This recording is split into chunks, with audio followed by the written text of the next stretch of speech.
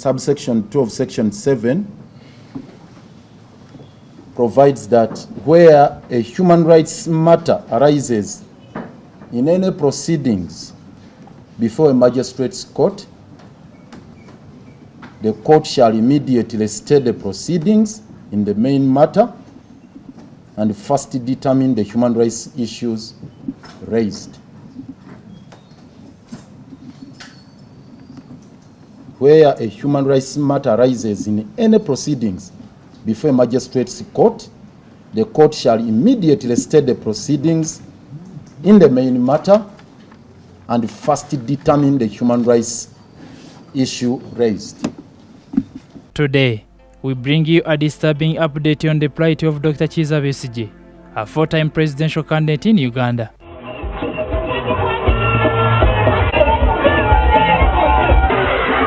Dr. Kizza Besigye, a renowned physician and politician, joined the National Resistance Army rebels in 1981 to fight for Uganda's freedom. My job has been mainly in the deliverance of medical services, both to the soldiers of NRA and to the population around our areas of operation.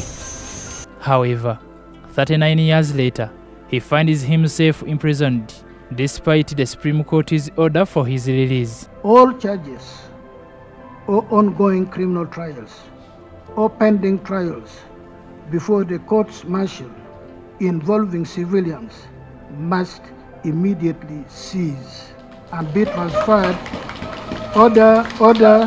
Order, I'm going to chase you out.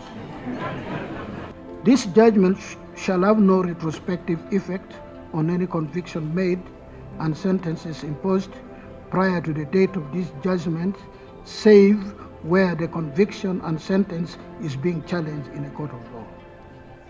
All pending trials or partly held criminal cases that fall under the civil law court's jurisdiction, which are against members of the UPDF who are subject to service law, must be transferred to the civil courts with competent jurisdiction. All pending trials or partly held criminal cases that fall under the civil law court's jurisdiction, which are against members of the UPDF who are subject to service law, must be transferred to the civil courts with competent jurisdiction. Besigye was arrested in December 2024 after being accused of possessing 2 guns. Despite being a civilian, he was arrested while in Kenya and has been held in prison ever since. Besigye's lawyers, including Martha Kalu and Elias Lukwago, have challenged the military court's jurisdiction, arguing that Besigye as a civilian should be tried in a civilian court. As to the interpretation of this constitution arises in any proceedings in a court of law other than appeal court martial, and I want to pause there and say this is not appeal court martial.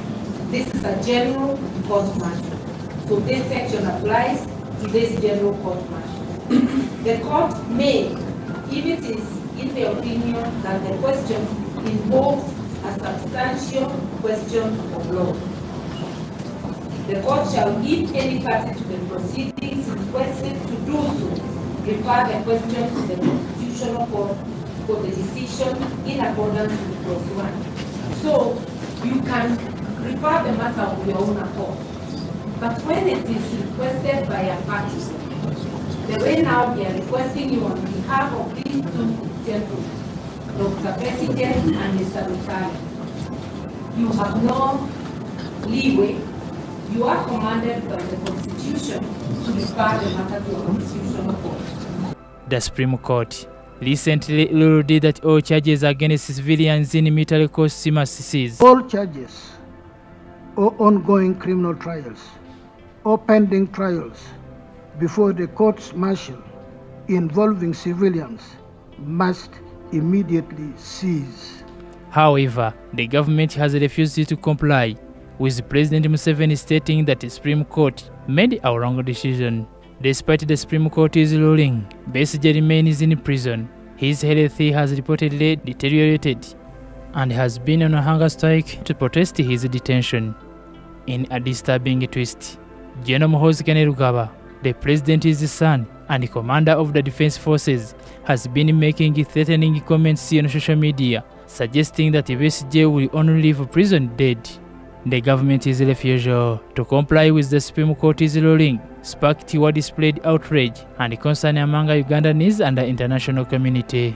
As the situation continues to unfold, many are left wondering if the freedom Besigye fought for will ultimately be his demise. We were shocked to receive a judgment from the Supreme Court that in effect holds all trials conducted by military courts. The UPDF and its predecessor, the NRA, which we both honor today, provided the lasting solution to the tyranny, killings, and lawlessness that for so long had plagued Uganda. The UPDF, without doubt, remains the foundation upon which democracy and socio-economic transformation can be realized in our country. Your Excellency, the historical mission of the UPDF, which predates the laws being debated today, could not have been achieved without a highly disciplined force.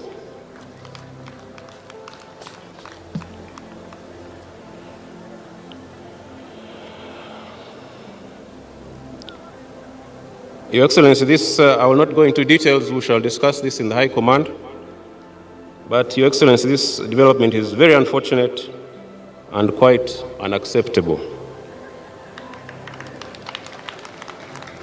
It could herald a national security crisis, threatening the effective command, control, and administration of the defense forces. We urge Your Excellency that you address this matter as soon as you can.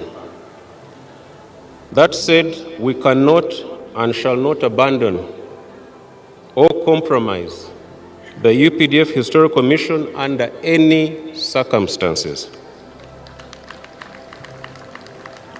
We are in the meantime working with the Ministry of Defense and the Attorney General to see that the necessary legislative amendments are made to address the mandate of the military court-martials.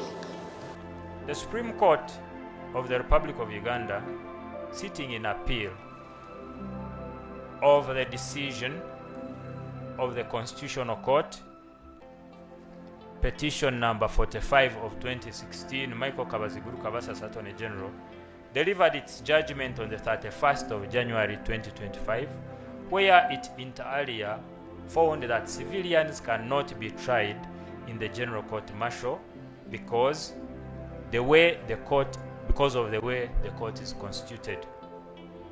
This is a landmark decision, and the government undertakes to abide by its outcome. The judgment of the court came with several recommendations for reform of the UPDF Act. Government is studying the recommendations of the court and will soon table a bill in Parliament with appropriate reforms and amendment to the UPDF Act. Legislators in Parliament have called for Besigye's immediate release, citing the Supreme Court's ruling. Mr. Speaker, sir, it depends on the gravity of the matter. You're talking about life and death. Mr. Speaker, sir, some of us have been caught. We know what Dr. Besigye is gone through. I was seated next to his sister, Dr. Olive Kabusinje. The lady cried all through the court session. That's a matter we're talking about, Mr. Dad. Be kind to the family. Dr. Besigye may not be a relative, but be kind to his son, his wife, his sisters and brothers, in the entire country, especially some of us that believe in him. No. Sir, this cannot be just a joking matter. You come here, just pass time, as if we are here to serve at your pleasure. We are not entertainers, Mr. Dak. We're not. And Mr. Speaker, as I sit ground, please let him commit, and it should not be beyond tomorrow. We've been waiting for that report. You have the answer. You have no excuses. This is not a house for excuses. Enough is enough. Besigye's health continues to deteriorate, and his supporters are growing increasingly concerned.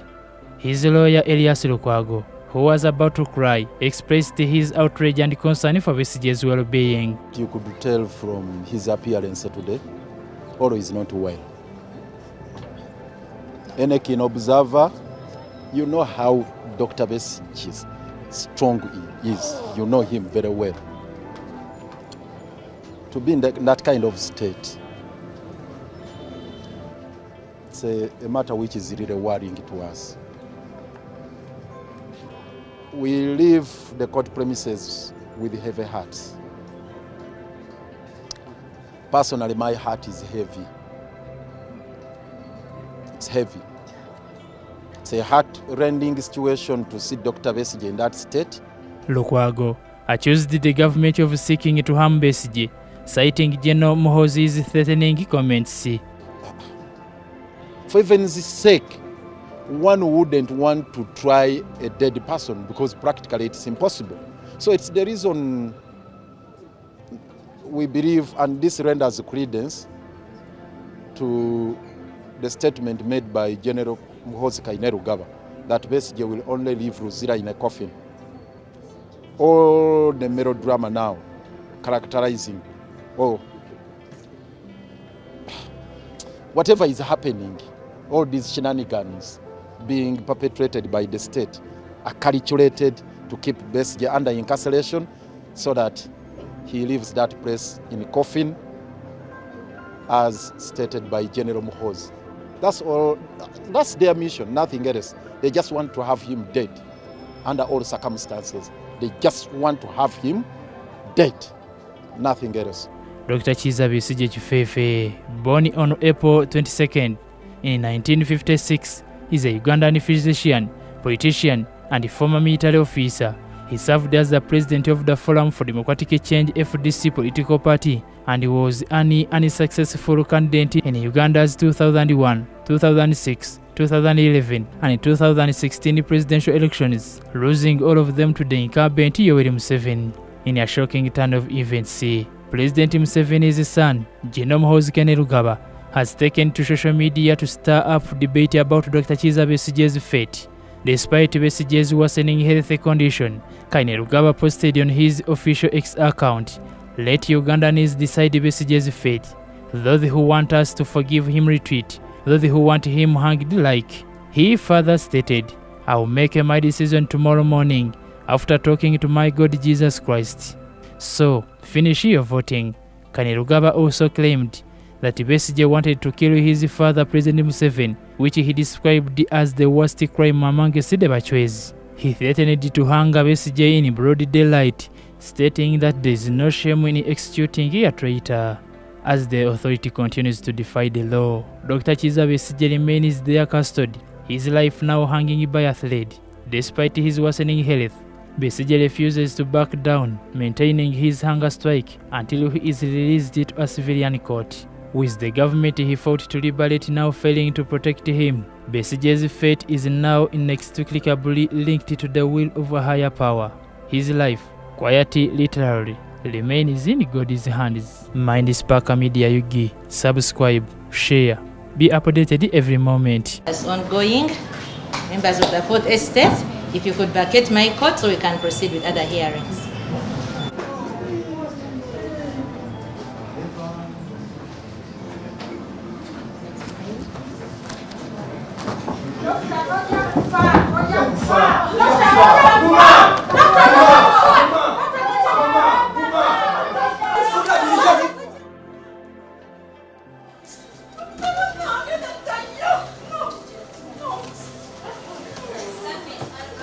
That said, we cannot and shall not abandon or compromise the UPDF Historical Mission under any circumstances. We are in the meantime working with the Ministry of Defense and the Attorney General to see that the necessary legislative amendments are made to address the mandate of the military court martials.